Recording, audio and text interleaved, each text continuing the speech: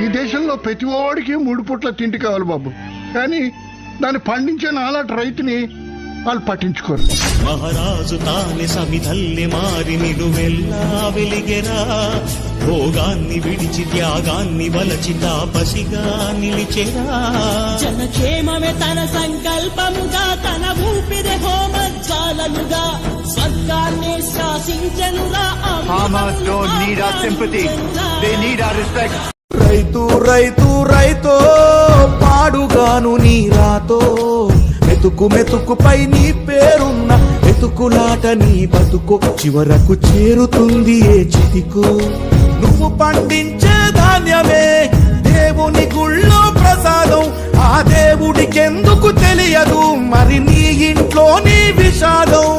కళ్ళ కత్తుకొని తింటారు నీ కన్నీళ్ళెవరు పాపరు.